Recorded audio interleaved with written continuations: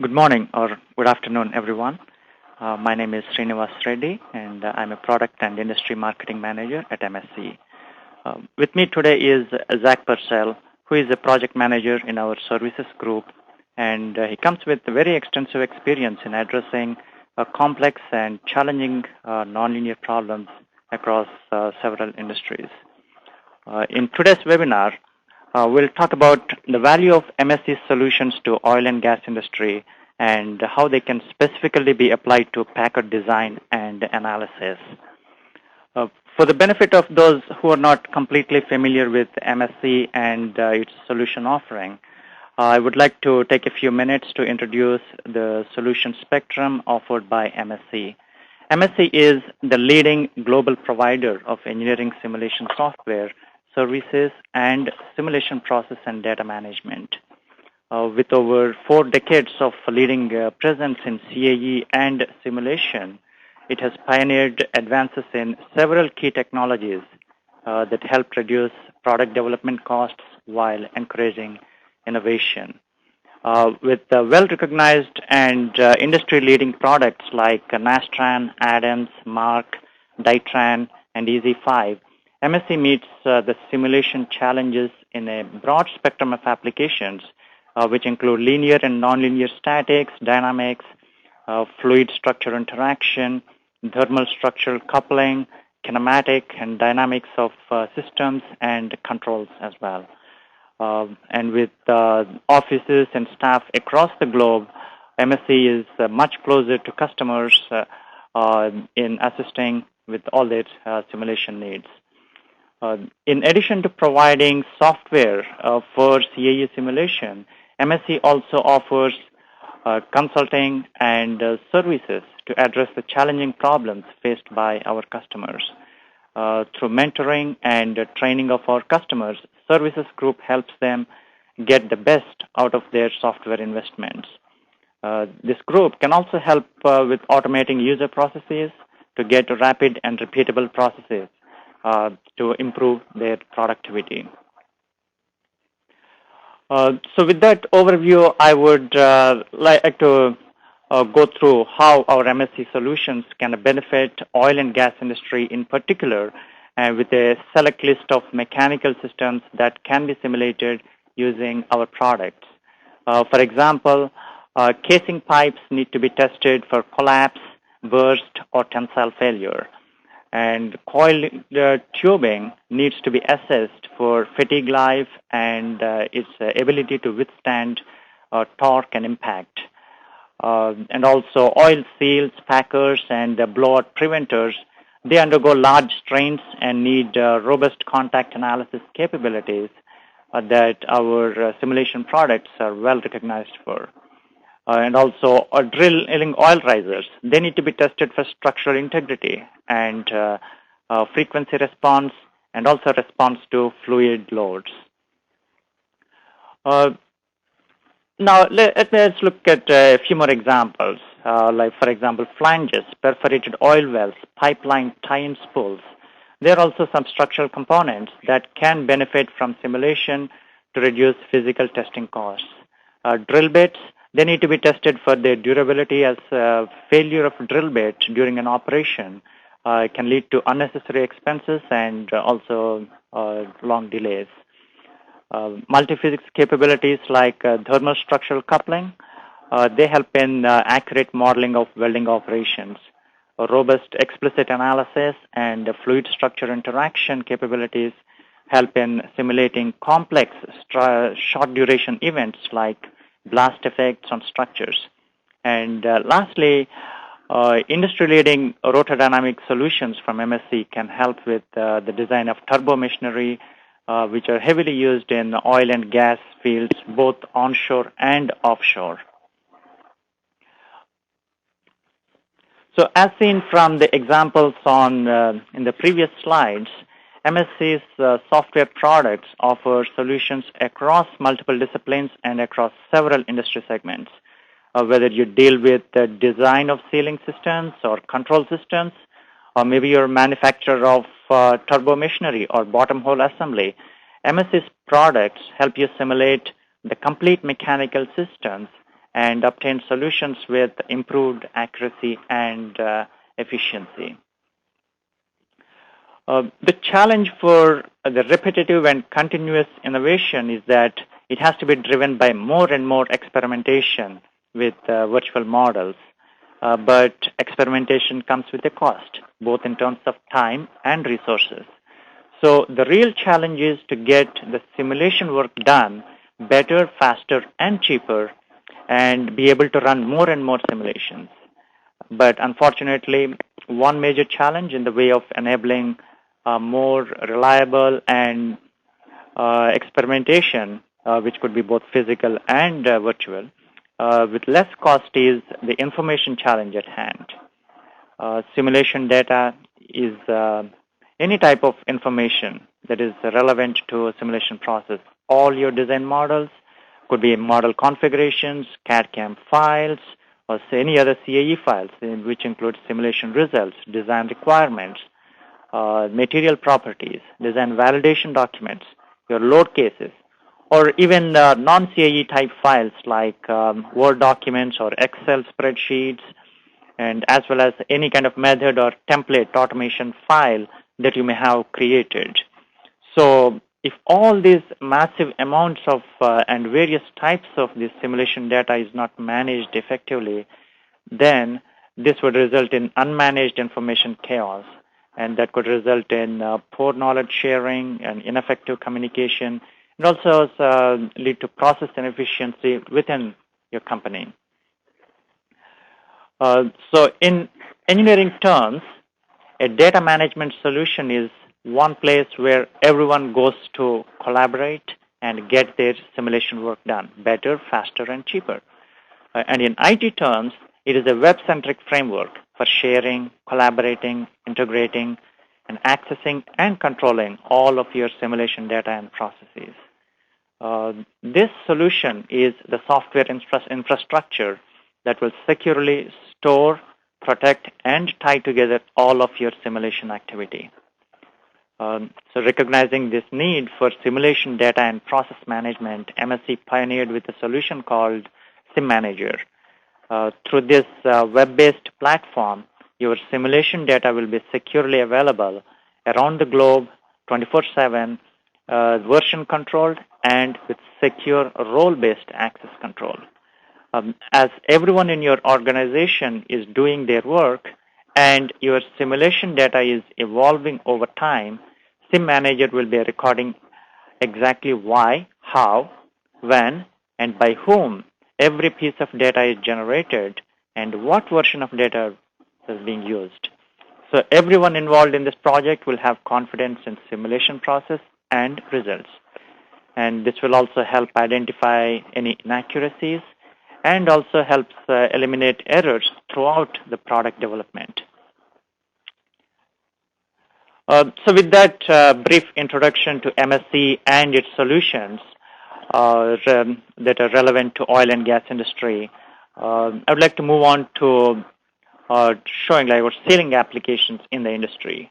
After a brief review of elastomers and the challenges they pose to the product development, we will review simulation solution offered by MSC and followed by a specific example.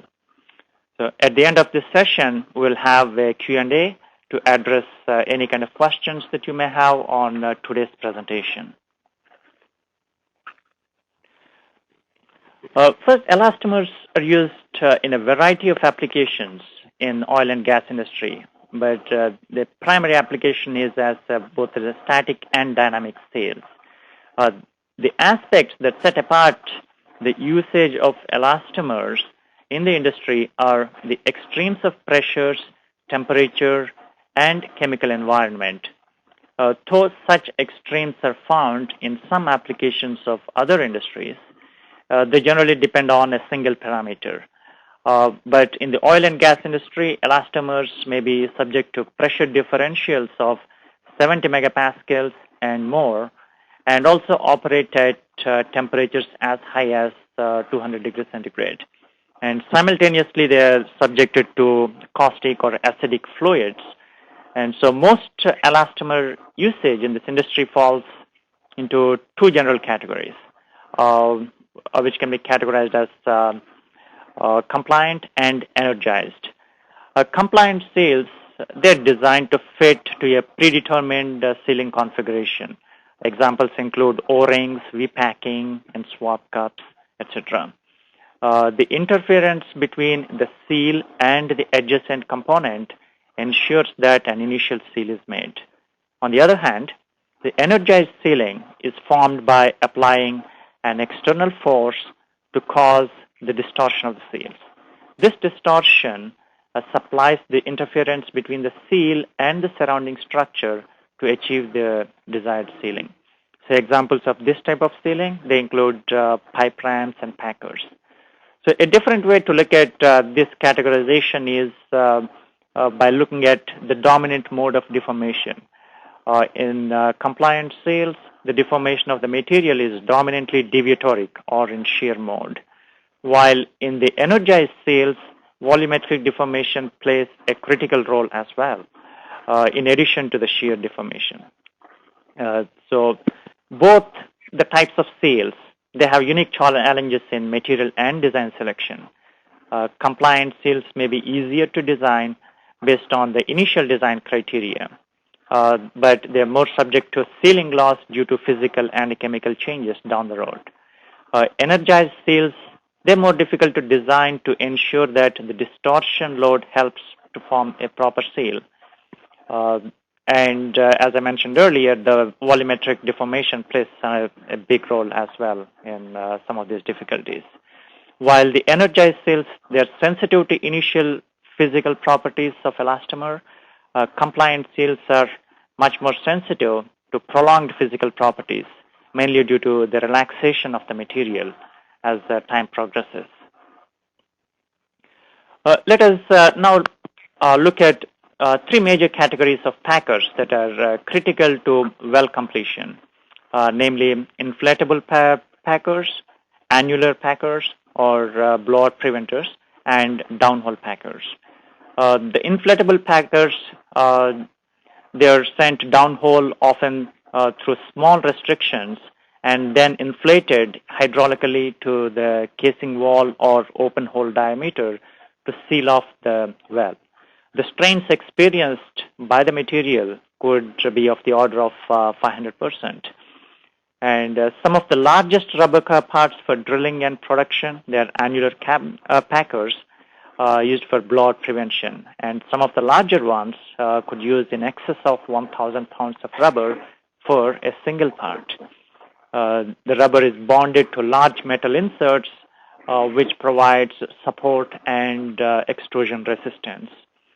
Lastly, the downhole packers, they seal off the region between casing and the production tubing, helping prevent flow of corrosive fluids upstream, and also help minimize the tube movement and thus preventing damage. The design must permit deformation of the seal while at the same time have adequate extrusion resistance in order to prevent any kind of loss of volume and the sealing force. So these requirements, they're clearly mutually exclusive, and so an optimal balance is needed to achieve a successful design of the packers.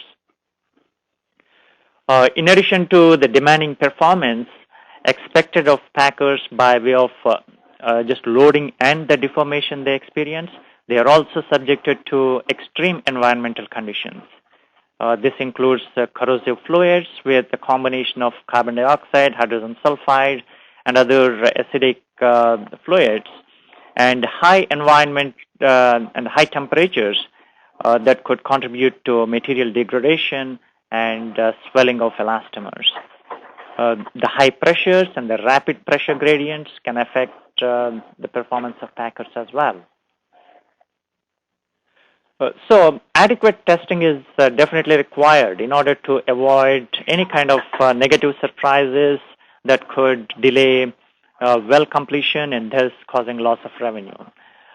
Physical testing of packers poses several challenges. Simulating realistic field conditions, which could include loading and environmental conditions that we discussed earlier, can be very hard during the physical testing. Even in cases where testing could be done, it can be a very costly proposition there. In addition, the data collected from a test could be of limited value because of difficulty in the data collection. Simulation, on the other hand, provides several advantages on all these fronts, while at the same time maintaining safety of the personnel. Through virtual testing, users can simulate real-world conditions and obtain extensive response data. With fewer physical prototypes, engineers can improve the productivity of their departments and the companies at the same time. Simulation, however, does not come without its own challenges. Modeling nonlinear material behavior accurately, especially in elastomers that experience the volumetric compression, is something only a few software programs are very good at. Other challenges include large strain response, contact between different components, and self-contact. And finally, the instabilities that come with several moving components and rubber components that could buckle during the compression stage. MSC's products have been proven to be accurate and reliable in simulating material behavior that is very complex. The material models support both temperature and time-dependent nonlinear response, enabling users to simulate any type of physical material. The industry-leading contact capabilities and its ease of use makes the task of modeling the systems with interacting components much easier. With the elastomers, self-contact, where a component could be touching itself, is handled automatically, saving valuable modeling time for analysts. Distortion is a major issue that could affect solution accuracy and successful completion of the analysis. And these issues are addressed through automatic remeshing, and which Zach would be demonstrating shortly. And finally, the solution stability is also addressed through several innovative numerical schemes without sacrificing solution accuracy. At this point, I would like to pass the control to Zach, and he will walk through the analysis of a packer system and explain the various issues involved and also go through the results of the analysis. Zach, please take over.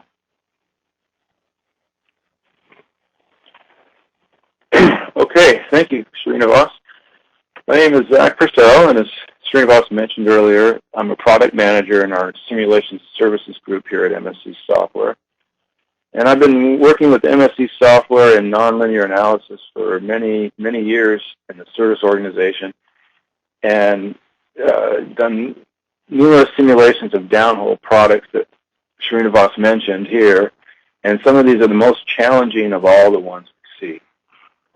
However, these simulations of these products can also provide some of the greatest benefit to your company. Because of the size, temperatures, pressures, harsh environments, etc., testing of these products is difficult and costly.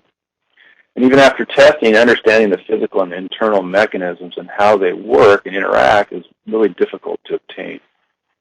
So use of the simulation provides a detailed look into the physics of your product and helps you really understand how the design works and allows you to design a better product and design a better product faster. So today, I'd like to take a look at just one of the many products that can benefit from simulation, and this will be the downhole packer.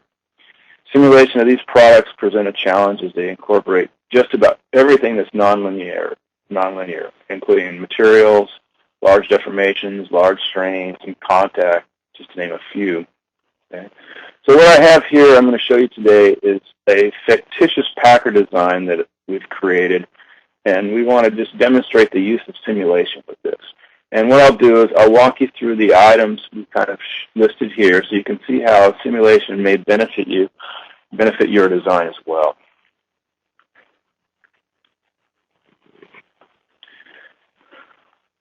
So first we'll kind of just define the model. Here we have a simplified packer design with only a few basic components. The actual packers will probably have quite a bit more.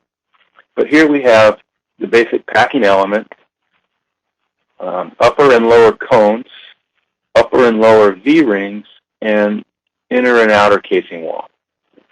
Now, while the Packer is essentially a three-dimensional design, they're really pretty axisymmetric and can be simulated using the 2D finite element model like we've shown here. We found that using 2D models with 2D models we can have much more detail and still provide a valuable design information. The 2D models also provide faster computer runtimes, which allow you to make more design iterations. In this example, we load the seal into the casing, we'll heat it to the operating temperature, and then set the seal by applying a load to the upper cone, which is on the left. With the lower cone held fixed on the right, the packing element will deform against the casing wall. The energy produced by this deformation will act to seal off any fluid and or pressure that we have in the pipe casing. And you'll see in this example, the large deformations of the Packer element can produce some very distorted finite elements to the model. Problems of this sort are very difficult, if not impossible to solve, at least not accurately, without creating new elements during the process. So MSC provides an automatic remeshing capability that results in a more accurate solution. And we'll show you this as we go along. First, I'd like to define the materials that we're going to use in this model. The Packer element is typically an elastomeric rubber material and modeled using a hyperelastic material model. The steel rings are modeled using an elastic plastic material model that's capable of capturing any permanent deformation that might occur, whether it's in these particular rings or any metallic components of your model. Since these V-rings, though, are typically split ring design, we've used an orthotropic material property to allow for the radial growth of the rings, which would otherwise be impossible in a 2D simulation. The upper and lower cones, along with the inner and outer casing walls, are modeled using rigid body surfaces. With rigid body surfaces, we are not typically concerned about the stress or deformation in these parts. As in the case with any finite element simulation, material definition is one of the most important aspects of the solution. We've all heard the expression garbage in, garbage out. Well, this certainly applies to material properties in your model. If you do not actually accurately capture the material behavior of your model, then your results are going to be incorrect. This will affect such things as the stress and strain, as well as the contact pressure between the Packer and the casing wall. So given the importance of the material, I'd like to take a little bit more time and discuss some of the material data and the testing that goes along for this.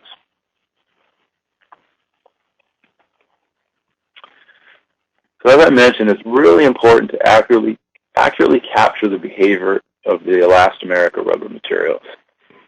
For many materials, a simple tension test is all that we need to classify the material behavior. With elastomers, this is not true. For elastomers, we recommend to all our customers to have the material tested in multiple strain states. These include tension, compression, and shear at the minimum. Additionally, tests may include volumetric compression, relaxation, dynamic loading, friction, and any other tests relevant to your application. So I've shown here just some typical setups used by Axle products to characterize elastomers. We all know the simple tension test shown here on the left. Here's the typical setup where they use a laser extensometer to measure the deformation of the sample during the extension. On the right, we show a planar tension test, which is actually used to characterize the shear behavior of the material. With the correct sample size, a state of pure shear exists in the specimen at a 45-degree angle to the stretching direction. Some additional testing. One of the most common tests for elastomers is the compression behavior. Now, most of us think of compression testing as squeezing a chunk of material between two blocks, similar to what we've shown on the right here. But this test is actually really difficult to do correctly and provide meaningful results. Because of the friction that exists between the sample and the platen, free lateral expansion of the material becomes restricted. So even small levels of friction can cause significant shear strains. And since we don't really know what this friction is, it becomes really difficult to correct the data. So as a result, what we do is we recommend using the equal biaxial extension test we show here. This odd shape configuration is a bit more difficult to set out, but for incompressible and nearly incompressible materials, it creates a state of strain equivalent to pure compression. Now, each of these tests I've just described should be conducted at the applicable strain levels and temperatures that your part may see in service. Okay? Elastomeric materials behavior is highly dependent on the level of strain, the temperature, and the number of cycles of each of these. As elastomers are loaded and unloaded, bond chains break and the material can soften before it eventually stabilizes. This effect can be altered by temperature cycling as well. So it becomes really important to know how many load and temperature cycles your material must withstand and to test this material accordingly.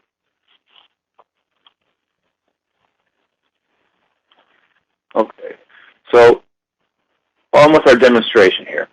We have a model and the material all set up, and the first step in this demonstration. This first step will be to preload the seal as it's installed in the casing. Since we don't really want to go through the process of actually inserting the seal into the casing, although we could, we just simply move the ID up to simulate the installation fit. This results in the initial strain in the packer, as you can see here.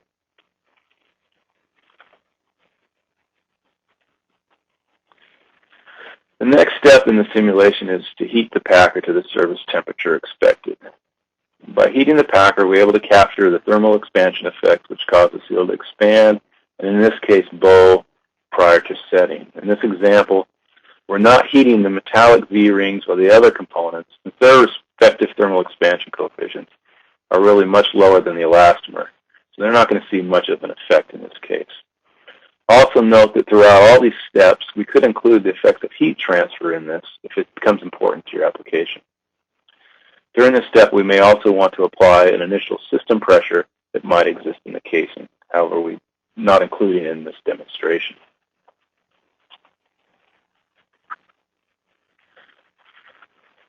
We then begin by setting or compressing the seal into the casing. We do this by applying a force to the upper cone on the left, which will then compress the packer element against the casing wall. As the packer compresses, it will fill the volume between the casing walls. As you can see at this point, we are beginning to have many of the components come into contact with each other. MSC's contact algorithms allow for automatic contact detection between all the components, as well as contact between themselves. This becomes important when the packer element can fold or buckle and contact itself during the setting process. This step of the simulation also results in significant deformation of the packer. During this deformation, the finite elements become badly distorted, which can cause significant reduction in accuracy and will more than likely result in lack of convergence. MSC's solution provides an automatic remeshing of the elements to accommodate for this large deformation without loss of accuracy.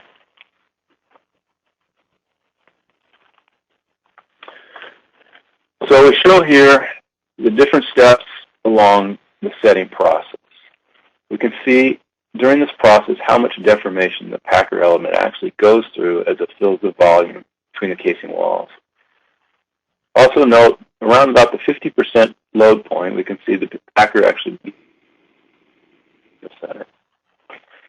Now once this step is completed, we can determine the maximum stress and strain in the packer and get a better understanding of where the material may actually fail. You can also look at contact pressures between the packer and the casing wall and make a determination if the seal provides enough energy to maintain the seal under pressure.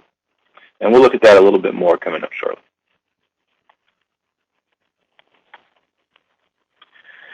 This is essentially just a repeat of the last slide, but we're showing here the finite element mesh during the setting process. Do this so you can see how the new mesh is created automatically during each step of this process. And this solution checks for many parameters, such as penetration, element distortion, angle deviation, to determine when to create a new mesh. If any of these checks are not satisfied, the solution automatically pauses, creates a new mesh, and then continues on to the next step.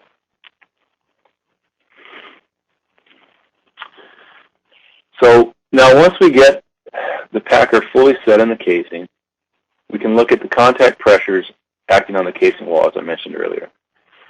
Here we can look at things like contour plots and vector plots that show contact normal stress between the packer element and the surrounding components. We can use this information to make a determination about the sealing capability of the design before the system pressure is applied. At this point, we might also want to make some design changes to get a better contact pressure distribution between the packer and the design. Okay. So we've talked a lot about the need to remesh and how we do this throughout our solution.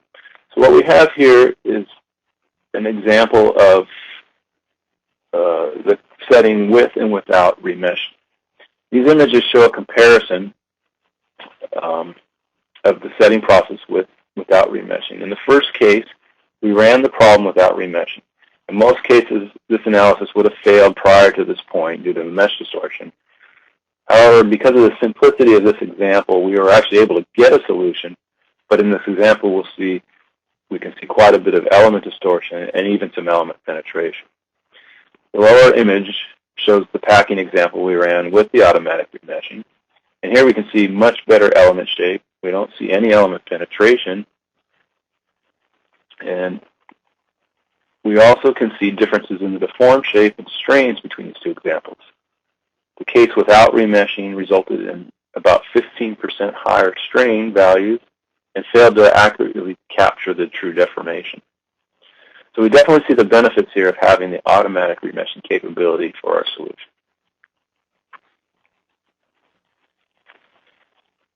Now once the packer has been set in the casing, we'll introduce a system pressure into the model. In this case, we want to apply a pressure to the upper or the left end of the packer and determine if it will hold the seal against the casing wall.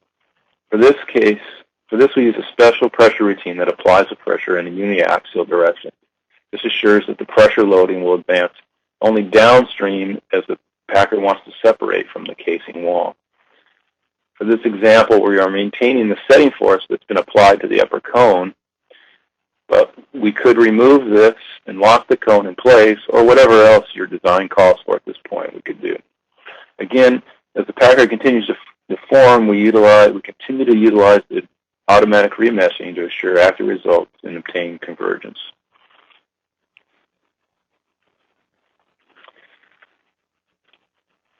Here we see then the packer deformation as the system pressure is increased. As we increase this pressure, you can see the packer continues to deform and tries to fill in any of the remaining voids and open spaces we may have between the casing walls. We also see how the pressure advances downstream as the packer wants to separate from the casing OD.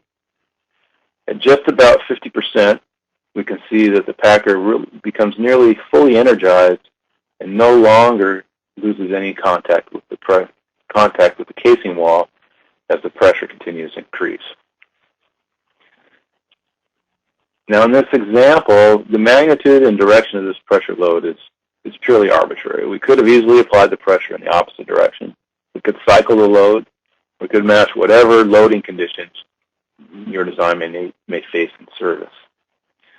Now in many cases, once you've reached this point and sealed off your pipe, you need to maintain the seal over time under high temperature and pressure conditions. So one of the primary interests is to determine if this packer will maintain its seal as the material relaxes or creeps under this load. So to do this, we introduced some strain relaxation data into our material model and allowed the packer to creep or relax over a specified time period. And what we see in this example is we can see a little bit of relaxation before the material stabilizes and then continues to hold the seal.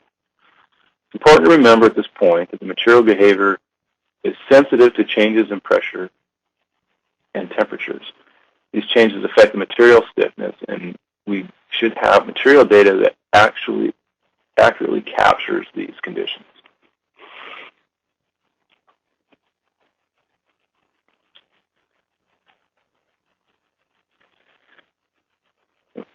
So here we're showing just an animation of the complete simulation that we just demonstrated and talked about. Again, we can see how the mesh is continually updated during the deformation process.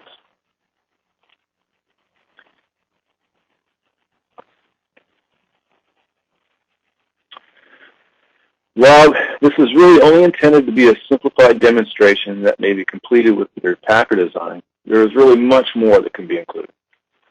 What other analysis can we have done? Well, some of these can include thermal and pressure cycling, bidirectional pressure loading. We could look at such things as wear and damage effects. I'd also like to point out that the complete analysis could have been conducted using a coupled heat transfer mechanical solution as well. Essentially, any multi-physics event can be simulated using MSC software tools and solutions. So at this point, I'd like to say thank you and turn it back over to Srinivas. Thank you very much, Zach. So let me just briefly review what we have done, what we have covered in this presentation. So we reviewed the solutions provided by MSC that could benefit the oil and gas industry, and the simulation capabilities delivered span multiple disciplines, which could include structural, thermal, FSI, dynamics of mechanical systems and controls, to name a few. So this helps our customers to simulate complete systems with greater accuracy and with improved confidence. By providing a user-friendly data and process management solution through Sim Manager, MSC also addresses the engineering process efficiency issue.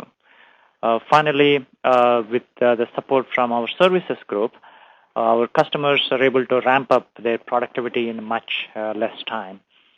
So after that, we also reviewed the simulation solutions as applicable to Elastomers and Packers, and we also demonstrated that by taking advantage of this very strong nonlinear analysis capability set and use it to set up contact, and also the support for automatic remeshing in the MSC products, we use this are able to solve any kind of complex problems with increased confidence. So this concludes our main part of the webcast. And after a couple of announcements on the next few slides, we will open up the session to Q&A. Thank you very much.